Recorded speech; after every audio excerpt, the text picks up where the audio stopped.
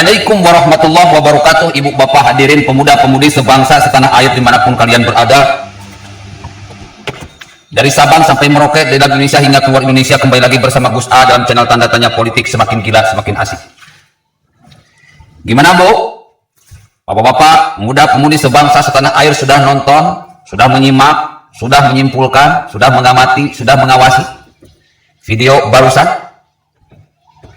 Itu adalah sebuah konsep atau sebuah program cuci otak. Jadi biasanya seseorang mau dicuci otak itu diberikan ceramah-ceramah yang provokatif, lalu ditayangkan video-video kekerasan kepada umat Islam, seperti video-video Palestina, video-video Syria, Irak, Libya, itu ditampilkan video kekerasan, sehingga pemuda-pemuda, mahasiswa-mahasiswa yang melihat bisa menjadi emosi dan muncul rasa fanatiknya. Setelah video tersebut ditayangkan, baru dikasih ceramah lagi bro. Ceramahnya habis-habisan bro. Inilah cuci otak yang edan-edanan. Tidak peduli orang muslim itu, mahasiswa itu punya ilmu tinggi atau kagak. Kalau sudah menonton aksi kekerasan kepada umat muslim, pasti dia akan dengan rela hati, dengan suka hati, dengan gembira hati masuk ke dalam kelompok khilafah dan setuju untuk dibayar. Kalau sudah dibayar, sumpah setia seperti halnya di video tersebut, maka tidak ada istilah oknum, karena mereka ini sudah satu komando. Jadi kalau satu ketangkap, ya semuanya harus ditangkap, karena mereka ini seperti robot, ada yang mengendalikan. Nah, seperti kemarin orang FPI pada ditangkap, penonton FPI pada ditangkap, ratusan bom dibuat siap disebar ke ranting-ranting dan DPC-DPC untuk melakukan pemboman infrastruktur, bahkan perusahaan-perusahaan asing yang berinvest di Indonesia. Ketangkap, semuanya terbuka, semuanya terungkap, semuanya melakukan testimoni, pengakuan-pengakuan. Dan ini bukan oknum bro, ini sudah jadi jaringan. Mereka itu sudah dikendalikan, satu remote, sudah dicuci otak, sudah baiat kepada FPI. Jadi hidup dan matinya itu sudah untuk FPI saja bro. Makanya ketika mereka ketangkap, harusnya mulai kejar juga orang-orang FPI yang sudah terlibat bom atau yang belum terlibat bom, pucuk pimpinannya, terus juga imam besarnya. Mereka ini satu komando bro, gak ada istilah oknum. Orang sudah berbaiat itu sudah satu hati, satu pemikiran, satu tulisan, dan satu perbuatan. Sudah searah, sudah sejalan. Aksi baiat, aksi pencucian otak terjadi di kampus-kampus negeri, bahkan yang favorit. Karena memang khilafah ini pertama muncul itu di kampus. Nggak ada khilafah muncul di SMP, nggak ada khilafah muncul di SMA, apalagi di TK atau PAUD, mustahil. Mereka itu mencari anak muda yang intelektual, yang cerdas, sehingga kecerdasannya, keintelektualnya bisa dimanfaatkan untuk membangun negara khilafah Islamiyah. Jadi kampus-kampus, mahasiswa-mahasiswinya dibuat khilafah dulu. Lalu kalau mahasiswa sudah selesai, bisa dibaiat, bisa sumpah setia menegakkan khilafah, maka dosen-dosennya pun dibawa untuk menganut hal yang serupa. Ketika para dosen sudah, mahasiswa sudah, maka khilafah ini akan berdemo bro, akan berdakwah. Ada yang lari ke SMA, pengaruhi anak-anak SMA, pengaruhi guru-guru SMA.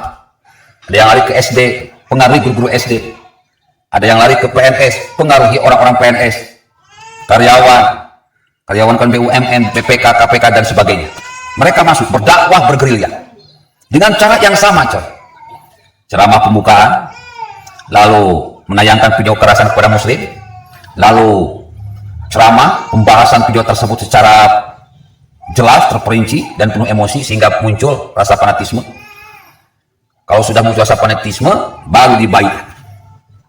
Makanya dari dulu saya sudah ngomong, pemerintah tidak boleh main-main, pemerintah tidak boleh anggap enteng. TNI Polri tidak boleh anggap enteng. Apa susahnya?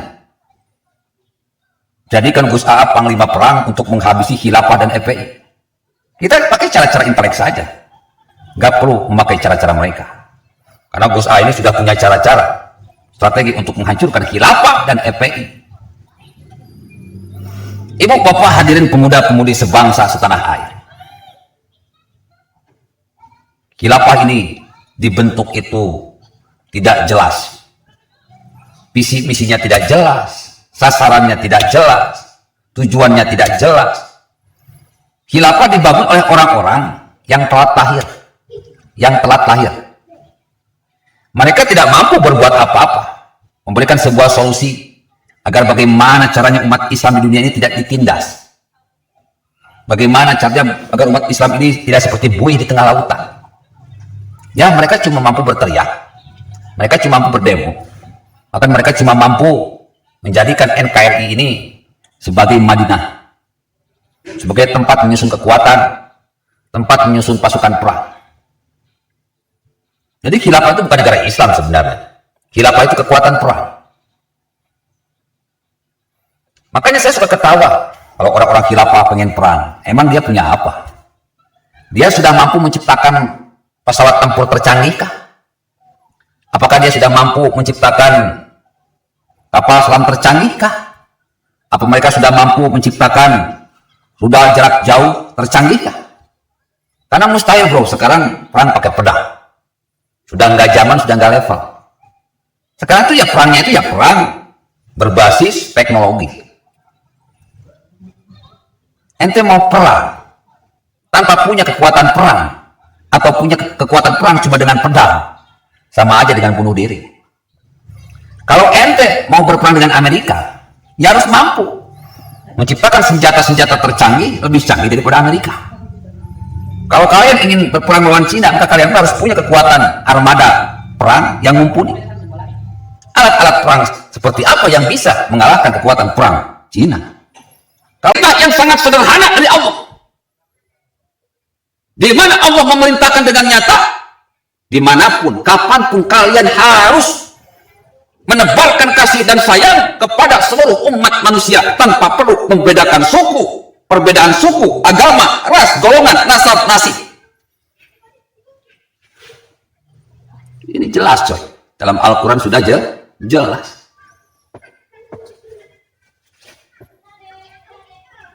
Makanya saya aneh kalau ada ulama, ustadz, kiai, ajengan, habaib yang menghalalkan untuk membunuh orang kafir, nggak tahu siapa yang ngajarin. Mungkin setan atau iblis yang ngajarin. Kalau ada ustadz, kiai, ajengan, habaib yang mewajibkan umatnya untuk melakukan bom bunuh diri, entah siapa yang ngajarin bro. Allah nggak ngajarin. Mungkin setan dan iblis yang ngajarin.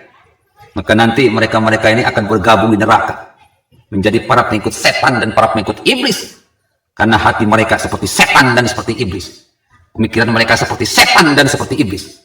Lisan dan perbuatan mereka seperti setan dan seperti iblis. Qalu ataj'alu fiha man yusrifu fiha wa yasfiku dimah. Selalu menebarkan kerusakan dan pertumpahan darah. Pilkada DKI jadi